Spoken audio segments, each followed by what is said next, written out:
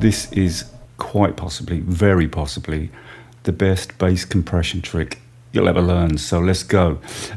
Here's my bass. This happens to be a bass guitar, but this trick works equally well with synth bass. So what I use is a multi-band expander. Now you see I've chosen mono, not mono to stereo. That's because almost exclusively basses are mono.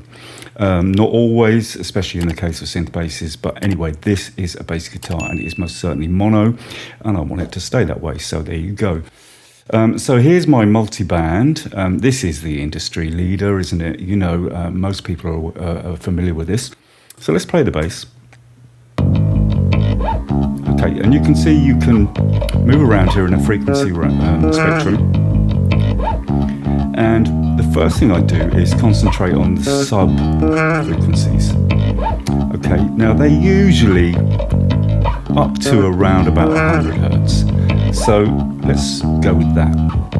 Now I'm going to choose not a compressor, but an expander. I'm not going to compress, I'm going to expand.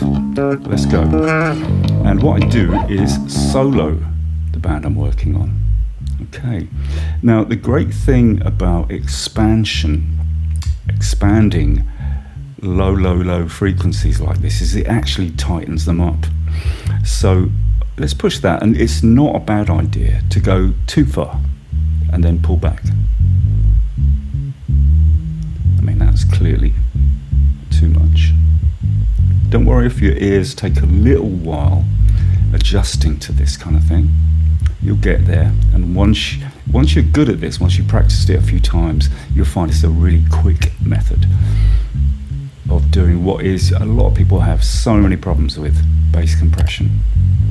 That sounds really good to me, but I can always obviously come along and readjust that, tweak it more.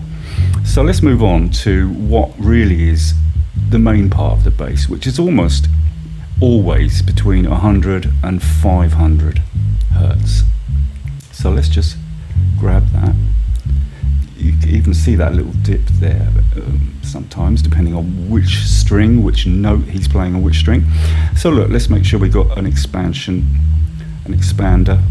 picked. Let's solo that band. And there you go. Most of the content of your bass is in this range. Worth knowing that. So, expand. Let's, like I say, overdo it a little bit.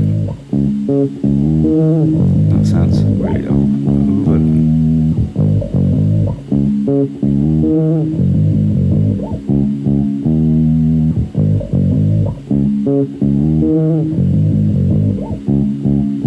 Quite good. Let's go to some higher frequencies, and this is really usually from about 500 to about 2k. Let's solo this band. Oops, a daisy. And you can hear that's really the very top, the fingers sliding around on the strings. On synth bass, it obviously won't be fingers sliding around on strings, but you'll definitely be getting a lot of more of the musical content in a synth bass in this sort of area.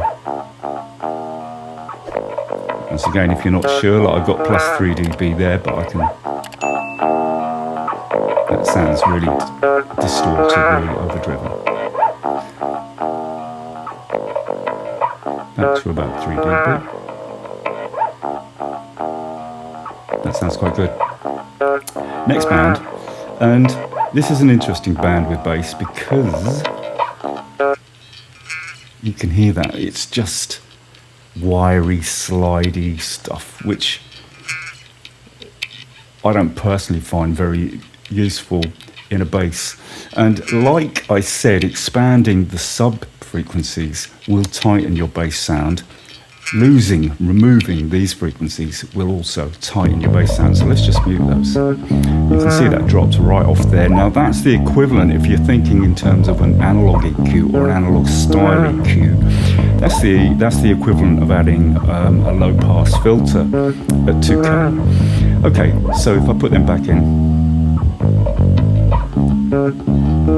see that wiry, airy stuff is really going to start messing with other things in your track that really justify occupying that frequency range.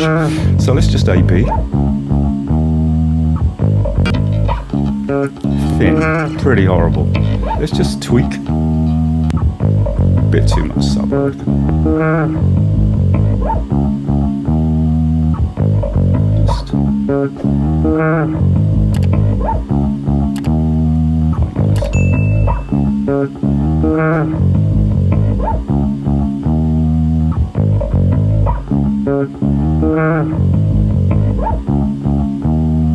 That's good. There you go. That's my fantastic bass compression trick. Multiband expansion. There are a whole bunch of multiband expanders available. This, I would say, Pro MB is the market leader. Most of us are familiar with it. This is a great use for it. It's also great on kicks and a whole bunch of other stuff. It's fantastic on a full mix too, on the stereo bus, as I would call it. So hey, look, I've been Paul Waller. This has been Audio Snobs. This has been, hopefully, some sound advice for you. Catch you next time. Bye.